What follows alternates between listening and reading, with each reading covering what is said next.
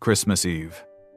Snow drifted past the frosted windows of Boston's most exclusive restaurant, where champagne flowed and laughter echoed from every table. Every table but one. In the corner, a 72-year-old woman sat alone in her wheelchair, her diamond earrings catching the candlelight, her untouched lobster growing cold. Eleanor Whitmore had built a $3 billion empire. Tonight, she couldn't buy a single person to share her meal. Her fingers trembled as she lifted a napkin to her eyes, and that's when the door swung open. Jerome Carter, a single father in a worn coat, stepped inside with snow dusting his shoulders, holding the hand of his 6-year-old daughter Penny in a red Christmas dress 2 sizes too big. The hostess moved to redirect them, but Penny had already frozen mid-step, her eyes locked on the old woman with tears rolling down her cheeks. Before Jerome could stop her, Penny walked straight toward the billionaire's table and asked softly, "Why are you crying, ma'am?"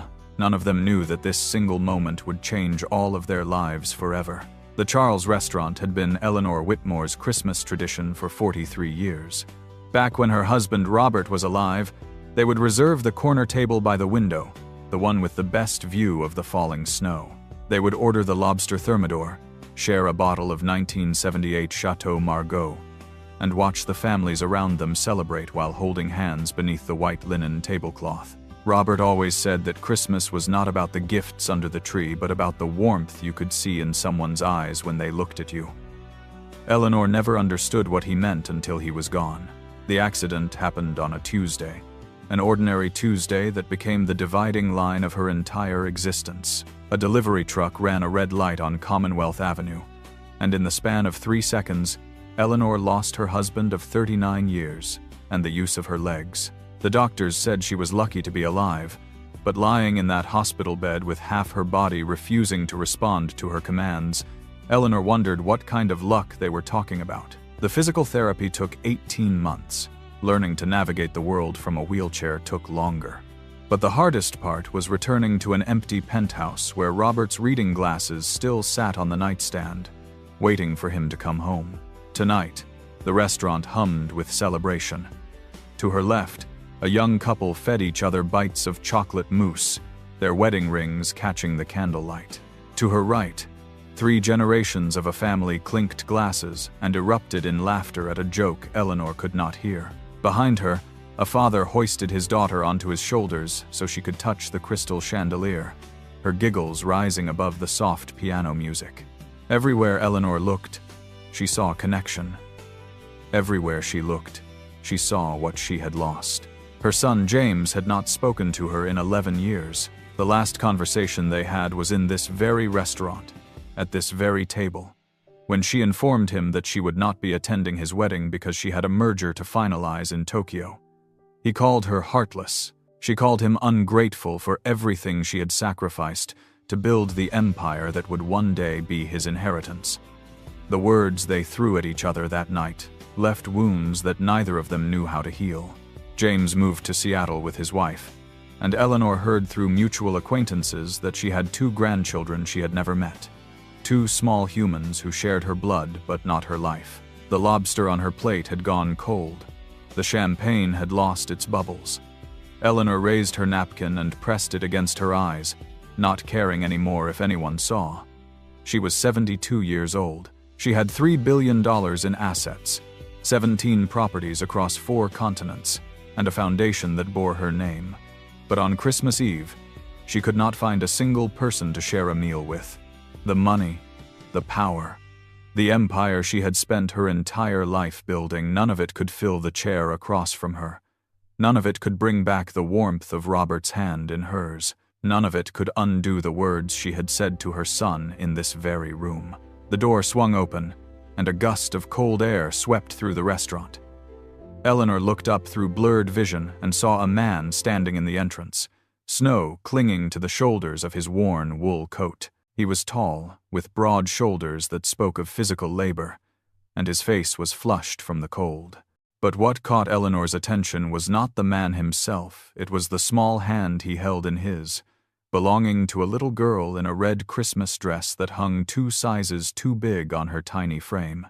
The girl's sandy brown hair was pulled back into a simple ponytail adorned with a small red ribbon, and her eyes were wide as she took in the crystal chandeliers and the white tablecloths and the elegantly dressed diners who all seemed to turn and stare.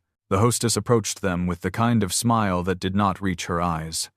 Eleanor could not hear what was being said, but she could read the body language, the subtle assessment of the worn coat and the too big dress, the apologetic gestures, the suggestion that perhaps they might be more comfortable elsewhere. The man's shoulders stiffened.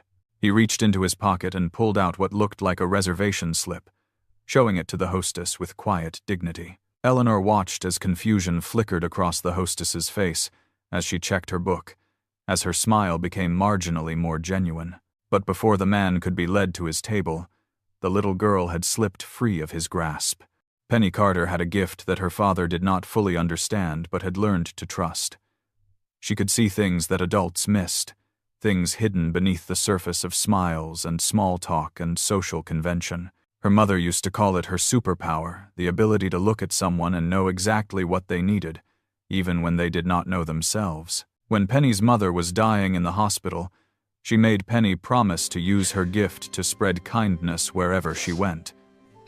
"The world has enough people who look away," her mother had whispered. "Be someone who looks closer." So when Penny walked into the fancy restaurant with all its sparkle and shine, her eyes did not linger on the chandeliers or the Christmas tree decorated with what looked like real diamonds. Instead, her gaze swept across the room until it landed on the old woman sitting alone in the corner. The woman was trying to hide behind her napkin, but Penny could see the tears streaming down her wrinkled cheeks. She could see the empty chair across from her. She could see the untouched food that spoke of an appetite lost to grief. Before her father could stop her, Penny walked straight through the maze of tables, weaving between waiters carrying silver trays and couples lost in conversation. She stopped directly in front of Eleanor's wheelchair and looked up at her with the unfiltered directness that only children possess. "Why are you crying, ma'am?" she asked. Her voice was soft but clear, cutting through the ambient noise of the restaurant like a bell. Eleanor lowered her napkin and found herself staring into a pair of bright eyes filled with genuine concern. "Penny!" Jerome caught up to his daughter, slightly out of breath and acutely aware of every eye in the restaurant turning toward them. "I'm so sorry, ma'am. She didn't mean to intrude. Come on, sweetheart. Leave the lady alone." He reached for Penny's hand, but his daughter remained rooted to the spot. Eleanor looked at the embarrassed father, then back at the child who refused to look away from her tears. Something in that small, stubborn face reminded her of herself at that age before she learned to harden her heart, before she learned that vulnerability was a weakness to be eliminated. "It's quite all right," Eleanor heard herself say.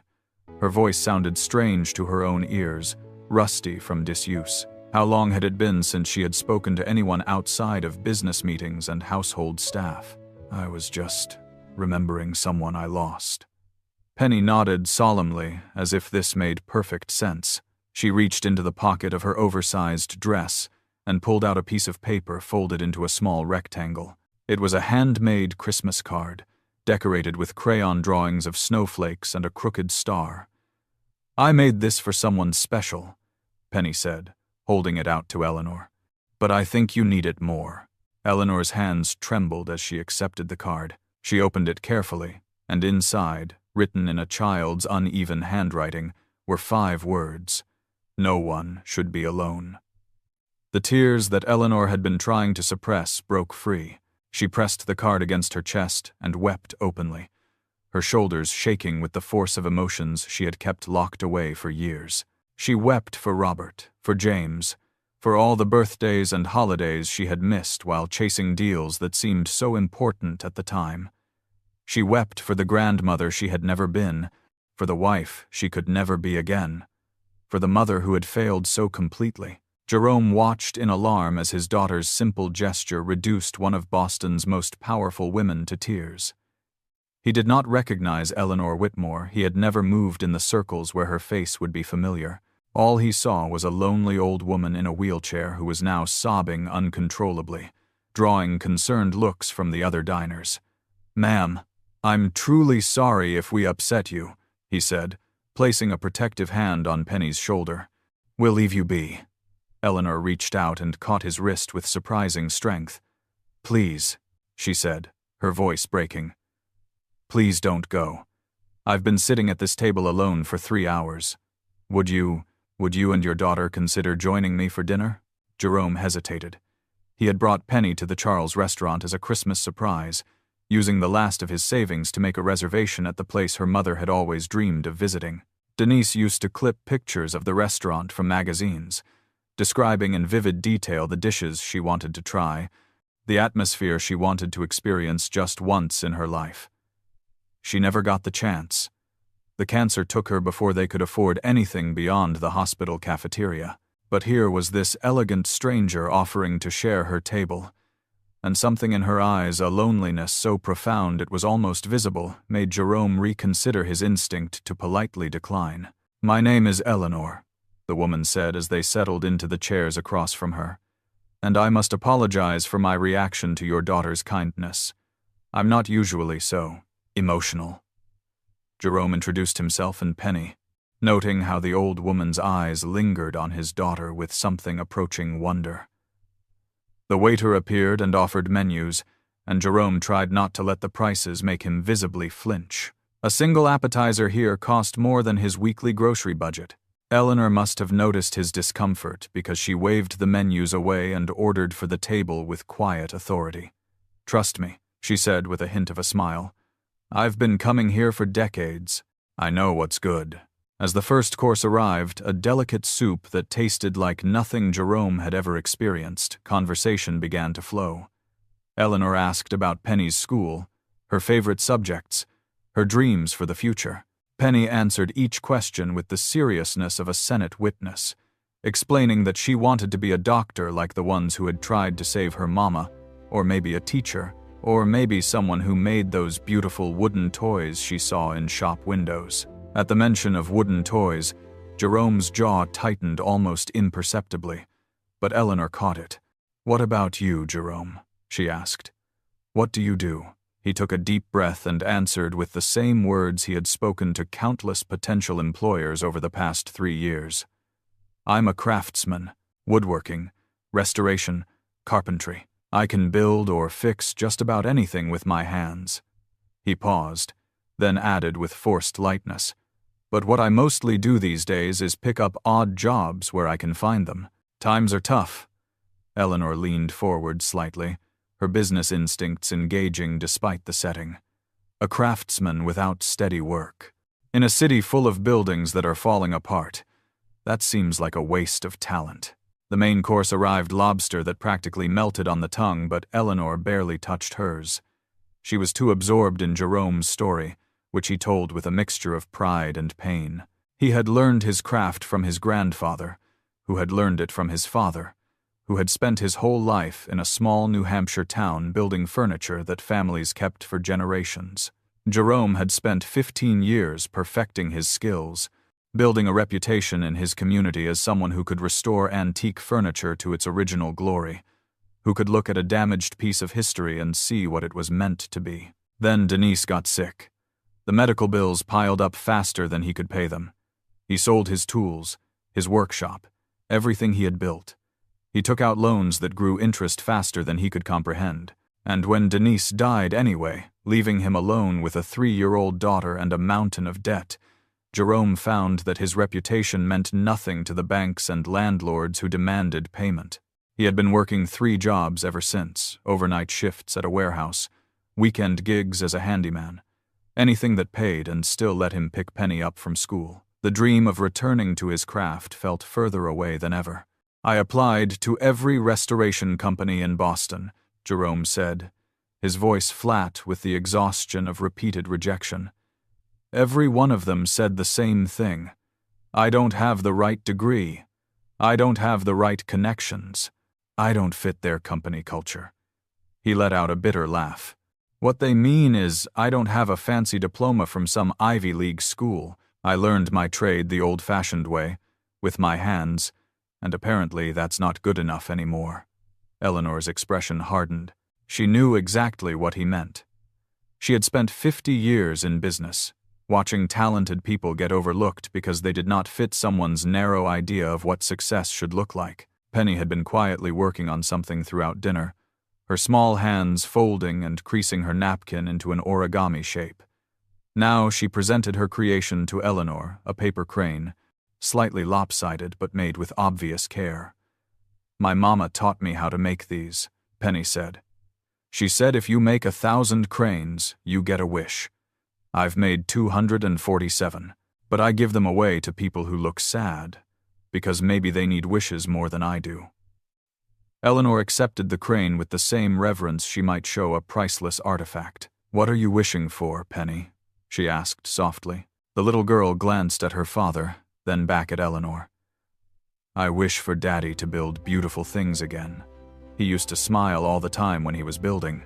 That night, after Jerome and Penny had gone home with leftovers and Eleanor's private number scrawled on a linen napkin, Eleanor sat in her penthouse surrounded by the silence she usually tried to fill with television noise. But tonight she did not turn on the screen. Instead, she sat by the window, watching the snow fall over the city she had helped shape, holding Penny's paper crane in one hand and the handmade Christmas card in the other. Something had shifted inside her during that dinner, a tectonic plate of emotion that she had long believed to be permanently frozen. The next morning, Eleanor made a phone call to Margaret Chen, her personal assistant of 23 years. "I need everything you can find on a man named Jerome Carter," she said. "Woodworker, lives in Boston, has a young daughter."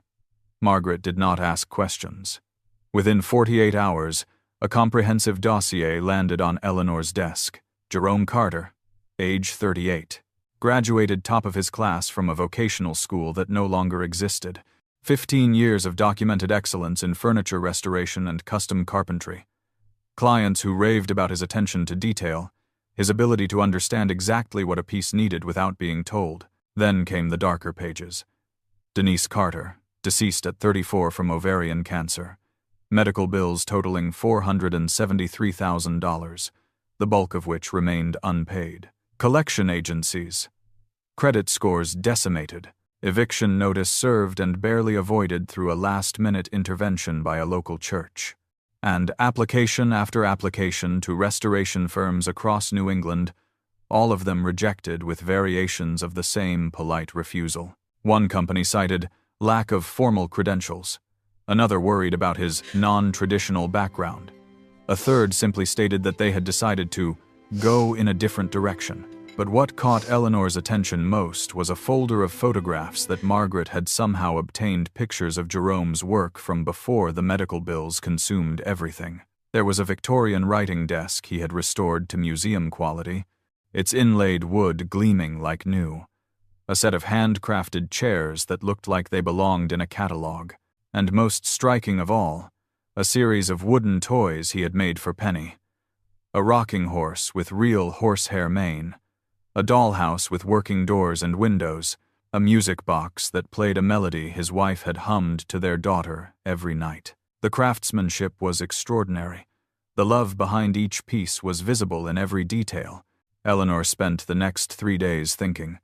She pulled up records from her own company, Whitmore Properties, a real estate empire that owned some of the oldest and most historically significant buildings in Boston. Many of those buildings were in desperate need of restoration work that was constantly delayed because qualified craftsmen were hard to find and harder to keep. She thought about the apprenticeship programs she had always meant to start, the community initiatives that had fallen by the wayside as profits took priority. She thought about the legacy she would leave behind when she was gone.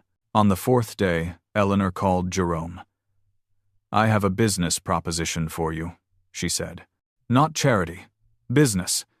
I need someone to head a new division at my company focused on historical preservation and restoration. The pay is competitive. The benefits include full health coverage for you and Penny, and there's an educational fund that will cover her schooling through college." The silence on the other end of the line stretched so long that Eleanor thought the call had dropped. When Jerome finally spoke, his voice was thick with emotion. "Mrs. Whitmore, I appreciate what you're trying to do, but I can't accept a position I didn't earn. I won't be anyone's charity case." Eleanor smiled. though Jerome could not see it. She had expected this response, had hoped for it, actually. A man who would jump at a handout was not the kind of man she wanted leading this initiative. "Let me be clear," she said, her voice taking on the steel that had intimidated boardrooms for decades. "I don't give charity. I make investments, and I've spent the past 3 days looking at your work, Jerome. The desk you restored for the Pemberton family is currently appraised at $40,000. The chairs you built for the Boston Historical Society are on permanent display. You don't need my help. What I need is your talent." They met at Eleanor's penthouse the following week. Jerome arrived in his best clothes, a suit jacket that was slightly too big, having been purchased during better times, and a tie that Penny had picked out because it had tiny hammers on it. Eleanor noticed the details with appreciation. Here was a man who took pride in his appearance even when circumstances made it difficult, who let his daughter choose his tie because her joy mattered more than his dignity. She led him through the apartment to her private office, where blueprints covered every surface. Whitmore Properties owns 37 buildings that are listed on the National Register of Historic Places, Eleanor began. Most of them are in varying states of neglect because restoration work is expensive, and contractors who actually know what they're doing are rare. I want to change that. I want to create a division dedicated entirely to preserving these buildings, bringing them back to their original glory while adapting them for modern use. She paused, watching Jerome's face as he studied the blueprints. I want you to lead it. Not because of what happened at the restaurant, but because you're the best person for the job. Jerome walked slowly around the room, examining the photographs and plans with a trained eye. His fingers traced the outline of a Beacon Hill townhouse that had been built in 1823, noting the water damage to its cornice, the inappropriate repairs that had been made over the years. This building, he said quietly. Whoever worked on it in the 70s had no idea what they were doing. They used the wrong type of wood for the repairs. It's going to rot from the inside out if someone doesn't fix it properly. Eleanor's eyes lit up. That's exactly why I need you. The contractors I've hired can follow instructions, but they can't see what you just saw in 30 seconds. But Jerome was not finished examining. He moved to another set of blueprints, this one showing a community center in Dorchester that had been boarded up for years. What about this one? He asked. Eleanor's expression flickered. That property is scheduled for demolition. The cost of restoration exceeds its market value. Jerome turned to face her, his eyes suddenly fierce. Market value? You mean how much money you can make from it? The challenge hung in the air between them. Eleanor met his gaze without flinching. Yes, that's exactly what I mean. Convince me I'm wrong. What followed was a 2-hour conversation that ranged from construction techniques to community impact to the true meaning of value.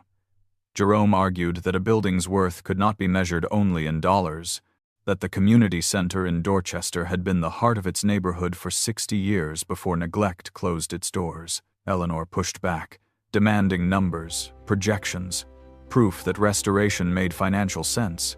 By the end, they had reached an understanding that surprised them both.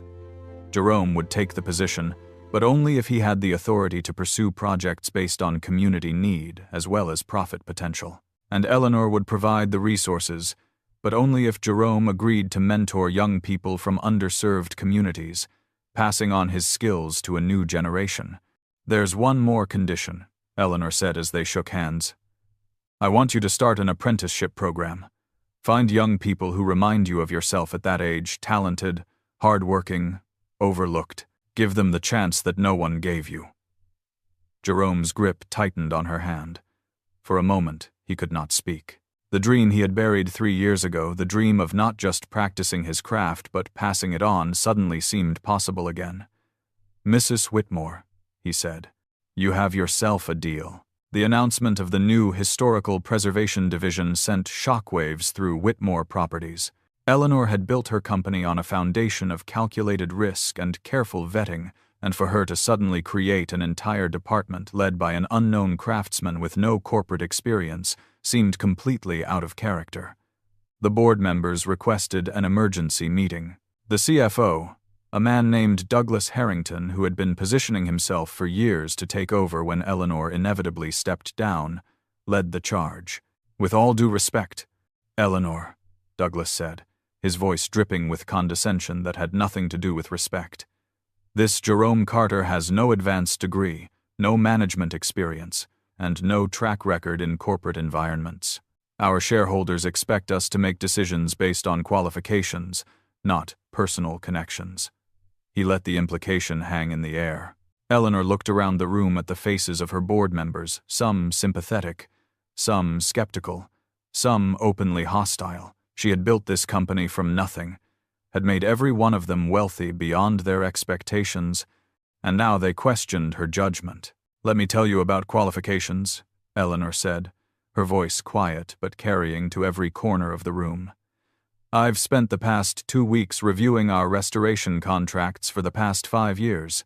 Do you know what I found? Delays, cost overruns, work that had to be redone because the contractors we hired, contractors with impressive degrees and sterling resumes, didn't know the difference between white oak and red oak. Meanwhile, Jerome Carter has a documented history of completing projects under budget and ahead of schedule. His work has been featured in architectural journals and displayed in museums." Douglas was not ready to concede.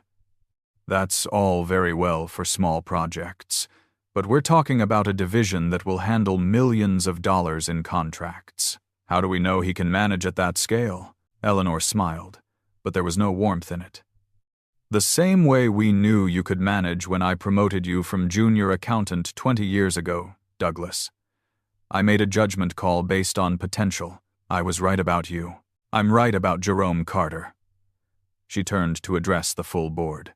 "Anyone who wants to bet against my judgment is welcome to tender their resignation. Otherwise, this discussion is closed." Jerome's first day at Whitmore Properties was an exercise in endurance. The office whispered as he walked through the halls. Assistants avoided eye contact. Mid-level managers found reasons to be elsewhere when he entered a room. Douglas Harrington made a point of scheduling meetings that conflicted with Jerome's orientation sessions, forcing him to miss crucial introductions. At lunch, Jerome sat alone in the cafeteria, eating a sandwich he had packed at home while tables of employees carefully looked anywhere but at him. But Jerome had faced worse. He had buried his wife while creditors called his phone. He had explained to his daughter why Christmas would be small that year, and the year after, and the year after that. He had swallowed his pride at job interviews where men half his age looked at his calloused hands and his lack of degrees and decided he was not worth their time. So he ate his sandwich, reviewed his project files, and began making a list of the buildings that needed his attention most. He would let his work speak for itself. It always had before. The first project Jerome selected was not the easy choice. The Beacon Hill townhouse would have been a safer start, prestigious location, clear historical value, relatively straightforward restoration needs.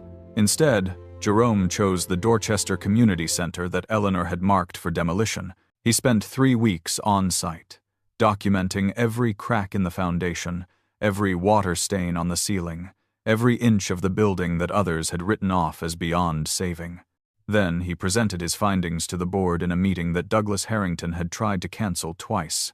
"This building was constructed in 1922, Jerome began, his voice steady despite the skeptical faces around the table. "It served as a community gathering place for 60 years. Weddings were held here. Children learned to read in these rooms. When the neighborhood fell on hard times, this was where people came to find help and hope." He clicked to the next slide, showing the current state of decay. "What you see here is not just structural damage.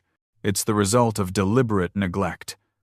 The previous owners allowed this building to deteriorate because they wanted an excuse to tear it down and sell the land to developers."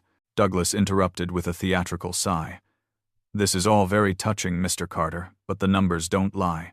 Restoration would cost $2.3 million. The property's current value is $800,000. That's a net loss of $1.5 million. Jerome did not flinch. "Mr. Harrington, I appreciate your concern for the bottom line. But let me show you what the numbers really say. He clicked to a new slide, revealing a detailed cost breakdown that made several board members lean forward in their seats. The previous estimates were based on contractors who would have gutted the building and started from scratch. I'm proposing a different approach, targeted restoration that preserves original materials wherever possible, combined with modern infrastructure hidden within the existing framework. My estimate for this approach is $950,000, and I can have it done in 8 months instead of 18. The room was silent. Eleanor watched as Douglas fumbled for a response. Those numbers are optimistic, he finally managed. I'll believe them when I see them. Jerome met his eyes. Then watch. Over the next 8 months, Jerome proved every skeptic wrong. He worked alongside his crew instead of directing from an office, his hands as dirty as anyone's. He found local suppliers who could provide materials at a fraction of the cost that national vendors charged. He recruited 4 apprentices from the neighborhood young people who had been told their whole lives that they would never amount to anything, and taught them skills that would serve them for decades. When unforeseen problems arose, as they always did in restoration work, Jerome found creative solutions that stayed within budget. The community center reopened on a warm September afternoon, 6 weeks ahead of schedule and $200,000 under budget. The neighborhood turned out in force elderly residents who remembered dancing in these halls 50 years ago, young families who had heard stories from their grandparents, children who ran through the restored rooms with joy that could not be contained. Local news covered the event. The mayor gave a speech, and Jerome stood quietly in the corner, watching Penny run her small hands over the wooden banister he had carved himself, a banister featuring the same pattern his grandfather had taught him decades ago. But Jerome's greatest innovation came after the ribbon-cutting ceremony. He announced that the Restoration Division would launch a formal apprenticeship program, offering paid positions to young people from communities that had been overlooked by traditional trade schools and corporate hiring practices. I was lucky enough to learn from my grandfather, Jerome said during his brief speech. Not everyone has that advantage. But talent exists everywhere, and it's time we stopped pretending otherwise. The first cohort of 12 apprentices would start the following month, learning not just carpentry and restoration, but also project management and business skills. Eleanor watched Jerome's success from a distance at first, receiving weekly reports that made her more proud with each passing month. But as the seasons changed, so did her health. The doctors used words like progressive and degenerative, and making her comfortable, words that Eleanor understood all too well. Her body was failing in ways that no amount of money could fix. She spent more and more time in her wheelchair, then in her bed, watching the snow fall past her window and thinking about all the time she had wasted chasing things that did not matter. Douglas Harrington saw opportunity in Eleanor's decline. He began making quiet overtures to board members, suggesting that the company needed stronger leadership during this uncertain time. He questioned the Restoration Division's long-term viability. He implied that Eleanor's judgment had been compromised by illness and emotion, and he recommended, in meetings that Eleanor was too weak to attend, that Jerome Carter's position be re-evaluated once the current projects were complete. Jerome learned of these machinations from Margaret Chen, Eleanor's assistant, who had developed a protective loyalty toward both her boss and the man Eleanor had championed. "They're planning to shut down the apprenticeship program," Margaret told Jerome during a quiet conversation in the hallway. "Douglas says it's not cost-effective." Jerome's jaw tightened.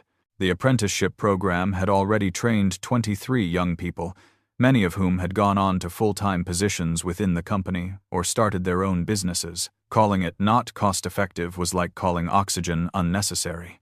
That evening, Jerome did something he had never done before. He visited Eleanor at her penthouse, bringing Penny with him.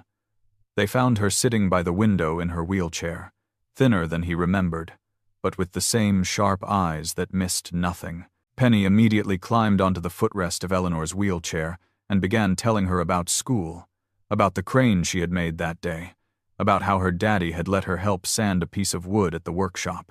Eleanor listened with a smile that transformed her face, erasing years of worry and loneliness. "I hear Douglas is making moves," Eleanor said after Penny had fallen asleep on the couch. Jerome nodded. I'm not worried about myself. I've survived worse than corporate politics. But the apprentices... He stopped, unable to finish the sentence. Eleanor reached out and took his hand, her grip weak but determined. Jerome, I've spent my entire life fighting battles like this. I'm too tired to fight another one. But you're not. She paused, gathering strength. There's something I need to tell you, something I should have done months ago. What followed was a confession that Eleanor had been carrying for years. She told Jerome about James, about the Christmas dinner where she had chosen work over family, about the 11 years of silence that followed. She told him about the grandchildren she had never met, the birthdays she had missed, the pride that had prevented her from picking up the phone and simply saying she was sorry. I thought I had all the time in the world, she said, tears streaming down her face. I thought there would always be another chance to make things right. And now... Jerome squeezed her hand. It's not too late, he said. It's never too late. The next morning, with Jerome and Penny by her side, Eleanor made a phone call she had been dreading for over a decade. James answered on the 4th ring, his voice guarded but not hostile. The conversation that followed was halting and painful and full of silences that stretched like chasms. But it was a start. James agreed to visit Boston the following month, to bring his wife and children to meet the grandmother they had never known. When Eleanor ended the call, she looked at Jerome with something approaching peace. Thank you, she said, for reminding me what really matters. The grand opening of the Whitmore Center for Historical Preservation took place on a crisp October morning, exactly 1 year after that fateful Christmas Eve when a lonely billionaire and a struggling single father first crossed paths. The building, a beautifully restored warehouse in the Seaport district, housed not just offices but also workshops, classrooms, and exhibition spaces showcasing the best of Boston's architectural heritage. Politicians and business leaders mingled with craftsmen and apprentices, all gathered to celebrate what had become the most talked-about initiative in the city's recent history.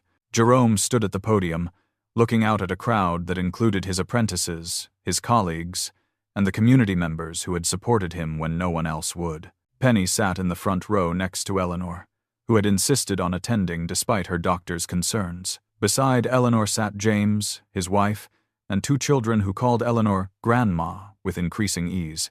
The family that had been broken was slowly being mended, one conversation at a time, one holiday at a time. When I came to Boston 15 years ago, Jerome began, I had a dream of building something that would last, something that would still be standing long after I was gone. He paused, looking at Penny, then at Eleanor, then at the rows of young faces who had found in this program a chance they thought they would never receive. I thought that meant buildings. I was wrong. The things that last aren't made of wood and stone. They're made of moments, moments of kindness, moments of courage, moments when someone decides to see potential instead of limitations. He told the story of Christmas Eve, of walking into a restaurant where he felt out of place, of his daughter's stubborn refusal to look away from someone else's pain. He spoke of Eleanor's choice to take a chance on a stranger, to bet her reputation on his ability when no one else would. He acknowledged the obstacles they had faced together, the skepticism, the elitism, the quiet sabotage that had followed him through every corporate corridor. There are still people in this company who think I don't belong here, he said, and a ripple of uncomfortable laughter moved through the crowd. They're probably right. I don't belong in their version of this company. But this company is changing, whether they like it or not. The apprenticeship program had now trained over 50 young people, a third of whom had been hired full-time by Whitmore Properties. The restoration division had completed 12 major projects, all on time and under budget, revitalizing neighborhoods that had been neglected for decades. More importantly, Jerome had proven that doing good and doing well were not mutually exclusive, that investing in people and communities could generate returns that went far beyond the quarterly profit report. After the speeches and the ribbon-cutting and the tours of the new facility, Eleanor asked Jerome and Penny to stay behind. The building had emptied out, leaving just the 3 of them in the main exhibition hall, surrounded by photographs of the city they were working to preserve. Eleanor reached into her bag and pulled out a document that Jerome recognized immediately: the papers for the Dorchester Community Center. "I'm transferring ownership of this building to the community," Eleanor said. "It belongs to them. It always did. I'm just correcting a mistake." Jerome took the papers with hands that trembled slightly. He thought of his grandfather, who had spent his life building furniture in a small New Hampshire workshop. He thought of his father, who had passed down those skills despite working 2 jobs to make ends meet. He thought of Denise, who had believed in him when he stopped believing in himself. And he thought of Penny, who would grow up knowing that kindness was not weakness, that compassion could move mountains, that a single moment of human connection could change the course of multiple lives. Christmas arrived again, but this year the scene at Eleanor's penthouse looked nothing like the lonely dinners of years past. The apartment was filled with noise and laughter and the chaos of children running between rooms. James and his family had flown in from Seattle. Jerome and Penny had become fixtures at Eleanor's table, their presence now as natural as breathing. The apprentices from the program had been invited for Christmas Eve dinner, transforming the once silent penthouse into a celebration that spilled from room to room. Eleanor sat in her wheelchair by the window, watching the snow fall over the city she had helped shape. Her health had stabilized, the doctors cautiously optimistic about the months ahead. But even if tomorrow brought bad news, Eleanor knew she would face it differently than she had faced anything in her previous 72 years. She was no longer alone. She had a family, not just the one she had been born into, but the one she had chosen, and the one that had chosen her. Penny appeared at her elbow, holding another paper crane. She had made thousands of them by now, given away to strangers and friends alike, each one carrying the same message of hope that she had offered to a crying old woman 1 year ago. "This one's for you, Grandma Eleanor," Penny said, placing the crane in Eleanor's lap. "Daddy says you're the reason everything good happened to us." Eleanor pulled the child close, breathing in the scent of her shampoo, feeling the small heart beating against her own. "No, sweetheart," she whispered. "You're the reason everything good happened to me."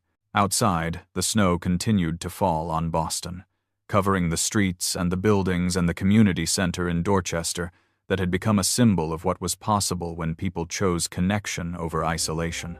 Inside, Jerome raised a glass to toast the season, surrounded by faces that had become as familiar to him as his own reflection. The road ahead would not be easy.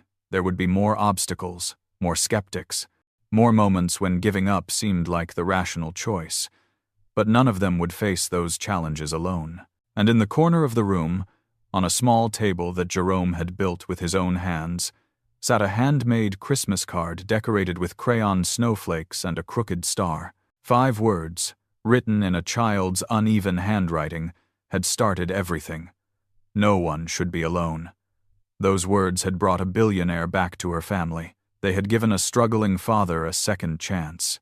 They had reminded everyone who read them that the truest measure of a life was not what you accumulated but what you gave away. As the clock struck midnight and Christmas Day began, Eleanor looked around at the people who had become her family, and for the first time in years, she felt no need to wipe away her tears. They were tears of joy. They were tears of gratitude. They were tears of a woman who had finally learned what her husband had been trying to tell her all those years ago, that Christmas was not about the gifts under the tree, but about the warmth you could see in someone's eyes when they looked at you. And tonight, everywhere Eleanor looked, she saw warmth.